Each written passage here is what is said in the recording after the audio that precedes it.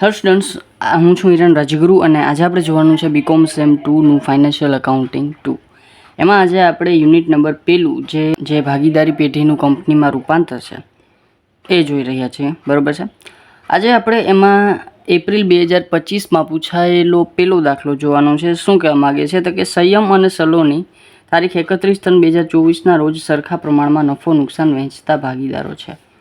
તેઓએ તેમના ધંધાનું નવી સ્થપાયેલી વિનની કંપનીમાં રૂપાંતર કરવાનું નક્કી કર્યું છે.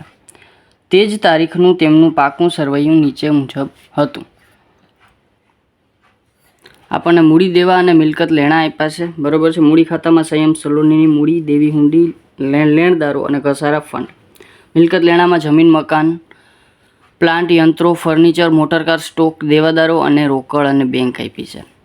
અન્ય માહિતીની વાત કરી લઈએ તો કંપનીએ નીચેની કિંમતે મિલકતો ખરીદી લીધી હતી: જમીન, મકાન, પ્લાન્ટ, યંત્ર, ફર્નિચર, મોટરકાર, સ્ટોક અને દેવાદારો. આટલી વસ્તુ એને ખરીદી લીધી. પાઘડીની કિંમત નક્કી કરીને આપી છે. પાઘડી 2,80,000 કિંમતે આપણે છે એ આંકવાની છે. કંપનીએ ખરીદ કિંમત પેટે ₹20નો તેવા 50,000 ઇક્વિટી શેર આપ્યા અને બાકીની રકમ રોકડમાં ચૂકવી. એટલે ખરીદ કિંમતની વાત આપણને આમાં કહી દીધી છે. પેઢીએ લેણદારો અને દેવી હુંડીને તેમના નાણાં ચૂકવી આપીને સરભર કર્યા. બરાબર છે. એટલે કે જે લેણદારો અને દેવી હુંડી છે એને કોણ ચૂકવે છે તો કે પેઢી ચૂકવે છે. સંયમ અને સલોની વચ્ચે કંપનીના ઇક્વિટી શેર સરખા પ્રમાણમાં વેચવાના છે અને બાકીની રકમ તેમને રોકડમાં ચૂકવવાની છે. ખરીદ કિંમત શોધો અને પેઢીના ચોપડે માલ મિલકત નિકાલ ખાતું તૈયાર કરો. બરાબર છે. હવે આ દાખલામાં આપણને જે છેલ્લો હવાલો આપ્યો છે, છેલ્લા હવાલાનું આમ આપણે કંઈ કામ નથી, કારણ કે આપણે બે જ વસ્તુ, એક ખરીદ કિંમત અને પેઢીના ચોપડે માલ મિલકત નિકાલ ખાતું આપણે છે એ તૈયાર કરવાનું છે. બરાબર છે. ચાલો તો સૌ પ્રથમ આપણે કરશું શું તો કે સૌ પ્રથમ આપણે છે એ ખરીદ કિંમતની ગણતરી કરશું. તો ખરીદ કિંમતમાં હવે આપણને બે ઓપ્શન આપ્યા છે. પહેલાં આપણને ખરીદ કિંમતની અવેજ આપી છે કે ભાઈ 20નું એક એવા 50,000 ઇક્વિટી શેર અને બાકીની રકમ રોકડ. હવે રોકડ કેટલી છે એ આપણને કીધું નથી. બરાબર છે. અને બીજી વસ્તુ કે આપણને કંપની કઈ કઈ મિલકતો ખરીદી છે. બરાબર છે. એટલે કે કંપની કઈ કઈ મિલકતો કેટલી કિંમતે ખરીદે છે એ આપણને આપી દીધું છે. બરાબર. અને સાથે સાથે પાઘડીની કિંમત પણ આપી દીધી છે. એટલે કે આપણે જે ચોખ્ખી મિલકતમાંથી ખરીદ કિંમત માઇનસ કરી અને પાઘડી કે મૂડી અનામત શોધતા એ વસ્તુ આપણને ઓલરેડી આપી દીધી છે. પાઘડી આપણને આપી દીધી છે. બરાબર છે. અને કઈ કઈ મિલકતો લઈએ તો ખબર પડી ગઈ, પણ દેવા ક્યાં ક્યાં છે તો કે દેવી હુંડી, લેણદારો અને ઘસારા ફંડ. 3 પ્રકારના દેવા છે કંપની પાસે, પેઢી પાસે. બરાબર છે. અને પેઢીએ લેણદારો અને દેવી હુંડી ઓલરેડી ચૂકવી દીધી છે. લેણદારો અને દેવી હુંડી ઓલરેડી ચૂકવી દીધી છે. અને એની એમ કીધું છે કે ઘસારા ફંડ છેલ્લે વધ્યું. બરાબર. તો ઘસારા ફંડ પણ નવી કંપની લેશે નહીં. શું કામ કે એની જેટલી મિલકતો લીધી છે એ બધી મિલકતો નવી કિંમતે અથવા તો બજાર કિંમતે લીધી છે.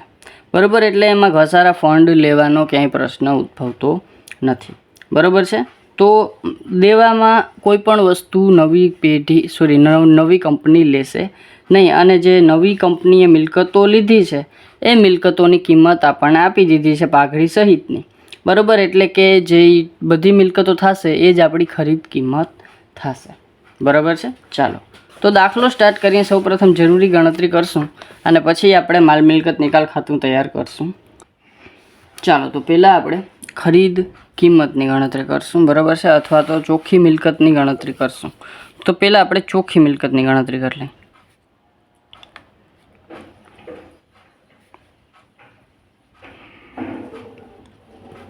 બરાબર. તો હવે ચોખ્ખી મિલકતોમાં આપણને નવી કંપની જે નવી કિંમતે મિલકતો લે છે એ બધી મિલકતો આપણે લઈ લેશું. તો અહીં લખશું આપણે જમીન 3 લાખ, મકાન 3 લાખ, પ્લાન્ટ યંત્રો 4 lakh, furniture 50,000, motorcar 3 lakh, stock 30,000 અને દેવાદારો 20,000. બરાબર છે. તો આટલી મિલકતો છે એ પેઢી કંપનીને સોંપે છે. બરાબર છે, એટલે કે કંપની પેઢી પાસેથી લઈ લે છે. હવે આ આવશે આપણે કુલ મિલકતો. બરાબર, તો કુલ મિલકતોનો જરાક હું ટોટલ કરી લઉં. 3 ને 3 6 ને 4 10 lakh plus 50,000 plus 3 lakh plus 30,000 plus 20,000 એટલે 14 લાખ કુલ મિલકતો. બાદ આમાં દેવા તો કાંઈ છે નહીં. બરાબર છે, મેં તમને વાત કરી એ પ્રમાણે કાંઈ છે નહીં, એટલે ચોખ્ખી મિલકતો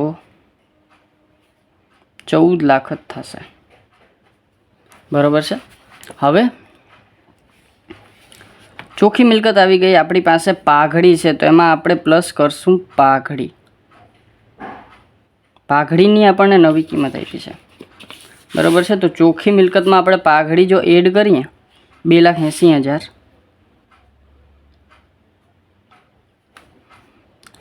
તો 14 ને 2 16,80,000 મારી પાસે શું આવી જશે? એટલે આવી જશે મારી પાસે ખરીદ કિંમત. બરાબર, શું કામ કે આપણને ખબર છે કે ભાઈ ચોખ્ખી મિલકતોમાંથી જો ખરીદ કિંમત આપણે બાદ કરીએ તો કાં તો પાઘડી આવે કાં તો મૂડી અનામત આવે. બરાબર છે. હવે આપણે પાઘડી ઓલરેડી આપણને આપી દીધી છે, તો એ આપણે એડ કરીએ તો આપણને ખરીદ કિંમત મળે. બરાબર છે, તો આ વસ્તુ આપણને ખબર છે. ચાલો, તો આ ખરીદ કિંમત આવી ગઈ. હવે આપણે શું કરવાનું છે તો કે હવે જો ખરીદ કિંમતમાં આપણને એમ કીધું છે કે ભાઈ કંપનીએ ખરીદ કિંમત પેટે 20 તેવા 50,000 ઇક્વિટી શેર આપ્યા છે અને બાકીની રકમ રોકડમાં ચૂકવી છે. તો હવે આપણે જરાક અવેજની વાત કરી લઈએ. અવેજ એટલે ખરીદ કિંમત કંપની કઈ રીતે આપે છે, કયા ફોર્મમાં આપે છે એ વસ્તુ. તો સૌપ્રથમ કંપની એમ કહે છે કે ભાઈ 20 એવા ઇક્વિટી શેર. બરાબર છે, 20 એવા 50,000 ઇક્વિટી શેર. બરાબર, એટલે કે કુલ એની રકમ થઈ જશે 20 ગુણ્યા 50,000 એટલે 10 લાખ. બરાબર. હવે જો ઇક્વિટી શેર આપ્યા, હવે એક વસ્તુ એ આપશે શું તો કે રોકડ. રોકડ કેટલી છે એ કીધું નથી, પણ ખરીદ કિંમત કેટલી છે ને એ મને ખબર છે. ખરીદ કિંમત કેટલી છે મારી પાસે તો કે 16,80,000. તો 16,80,000 મારી પાસે ખરીદ કિંમત છે. તો 10 લાખમાંથી હું 16 લાખ ટોટલ છે મારી પાસે ખરીદ કિંમત માઇનસ કરું તો શું આવશે? મારી પાસે 6,80,000 રોકડ. બરાબર, શું આવી જશે? રોકડ. બરાબર, બસ આની ગણતરી આટલી જ હતી. આમ રોકડનું આપણે આમ ક્યાંય કામ નહીં પડે, કારણ કે આપણે જે ભાગીદારોના મૂડી ખાતા છે એ બનાવવાના નથી. બરાબર છે. હવે આપણે શું કરવાનું છે તો કે હવે એને એમ કીધું છે કે ભાઈ તો તમે માલ મિલકત નિકાલ ખાતું ખાલી તૈયાર કરી લ્યો. બરાબર છે. ખરીદ કિંમત આપણે શોધાઈ ગઈ. બરાબર, ખરીદ કિંમત 16,80,000 અને એમાં સમાયેલી રોકડ છે 6,80,000. ચાલો, હવે આપણે માલ મિલકત નિકાલ ખાતા ઉપર આવી જાય. માલ મિલકત નિકાલ ખાતું શું છે તો કે કંપની જ્યારે પેઢી બંધ થાય ત્યારે પેઢી પોતાની બધી જ મિલકતો અને બધા જ દેવા રોકડમાં રૂપાંતર કરવા માટે આ ખાતું ખોલે છે. બરાબર છે, અને રોકડમાં રૂપાંતરિત કરી અને એ જે કિંમત સોંપવાની હોય એ પ્રમાણે સોંપી દે. બરાબર, બધી મિલકતો અને દેવાનો શું કરે છે? નિકાલ કરે છે અને રોકડ રૂપાંતર કરે છે. ચાલો, તો હવે આપણે જે પેઢી છે એ કોઈ દી નવી કિંમત લેશે નહીં. બરાબર, હંમેશા જૂની કિંમતે છે એ પોતાનું કામ કરશે. તો પહેલાં આપણે જે મિલકત છે એનો આપણે ઉધાર બાજુ નિકાલ કરશું અને જે દેવા છે એનો આપણે જમા બાજુ નિકાલ કરશું. બરાબર, તો પહેલાં મિલકતો આપણે એક એક લેતા જઈએ. જમીન છે 1,50,000ની, જમીન ખાતે. મકાન ખાતે 4 લાખ. પ્લાન્ટ યંત્રો ખાતે 5 લાખ. ફર્નિચર ખાતે 1 લાખ. મોટર કાર ખાતે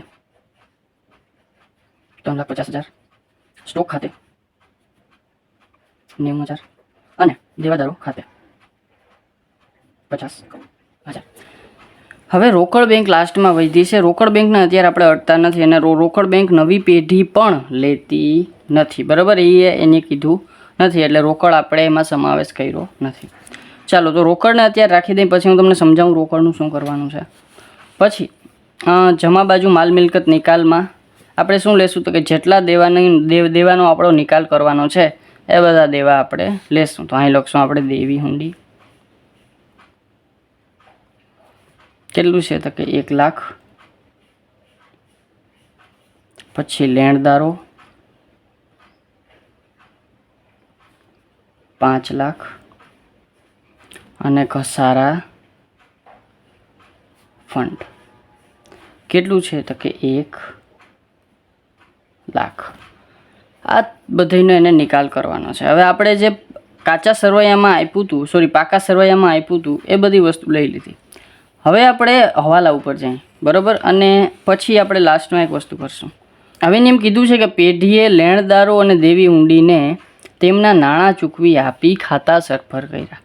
એટલે કે દેવી હુંડી અને લેણદારો જેટલા ચૂકવવાના હતા એટલા પેઢીએ ચૂકવી દીધા છે. તો અહીંયા એનો નિકાલ થઈ ગયો, બરાબર. તો એને આપણે ચૂકવણી કરીએ છીએ તો કોઈ પણ વસ્તુની આપણે ચૂકવણી કરીએ ત્યારે આપણે માલ મિલકત નિકાલ ખાતામાં એની ક્રોસ એન્ટ્રી રોકડ ખાતે કરીએ. તો અહીં લખશું આપણે રોકડ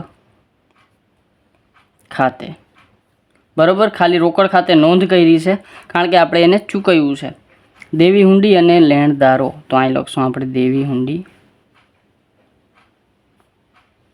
ખાતે કેટલા 1 લાખ અને લેણદારો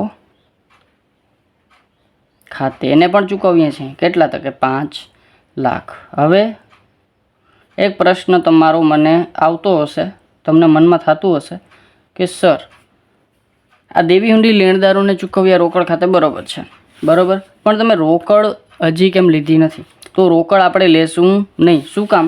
રોકડ તો ઓલરેડી એની શું કહેવાય તો કે રોકડમાં જ છે. એટલે કે રોકડ એક તો નવી કંપની લેતી નથી, બરાબર, એક વસ્તુ એ. એટલે કે રોકડની આપણે કંઈ નિકાલ કરવાની જરૂર નથી.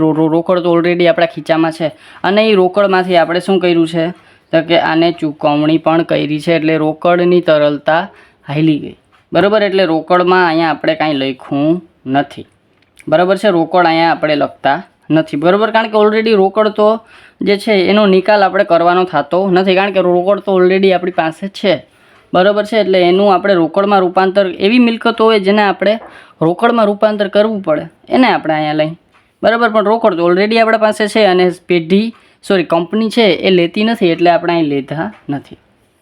કમ્પ્લીટ, બરાબર છે.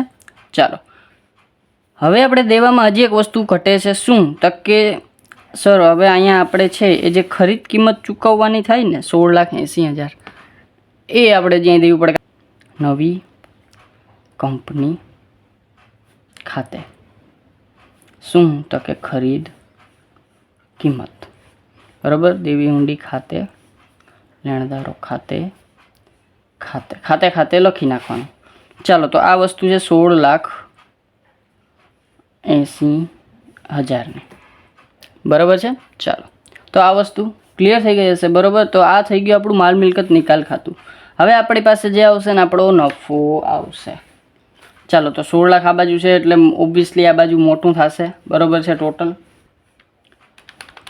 1 લાખ, 5 લાખ, 1 લાખ, 16,80,000. ચાલો તો એ થઈ જશે 23,80,000.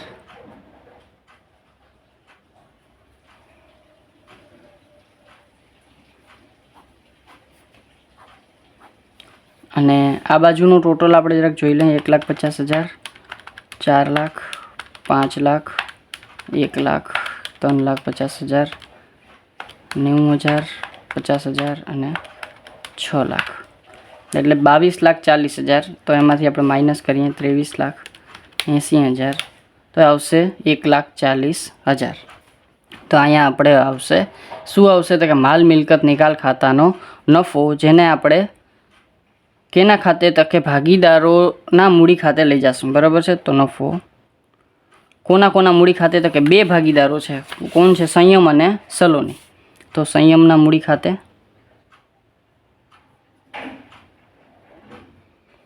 અને સલોનીના મૂડી ખાતે. કેટલા આવશે તો કે કેટલામાં છે તો કે એ બે છે એ સરખા પ્રમાણમાં નફો નુકસાન વેચે છે, એટલે જ 1,40,000 એને સરખા પ્રમાણમાં વેચી લેશે, એટલે 70,000 બેના ભાગમાં આવશે. ચાલો, આ વસ્તુ થઈ ગઈ, બરાબર છે. અને આ થઈ ગયો આપણો 2025માં પૂછાયેલો દાખલો, બરાબર છે. એકદમ ઇઝી હતો, બરાબર. છતાં તમને કંઈ પણ જાતનો ડાઉટ રહી જાય તો મને પૂછી લેજો. અને જો વિડીયો ગમે તમને ખબર જ છે, લાઇક શેર સબસ્ક્રાઈબ જરૂરથી કરી નાખો, જેથી કરીને આવતા વિડીયોઝ છે તમને સરળતાથી મળતા રહે. Thank you.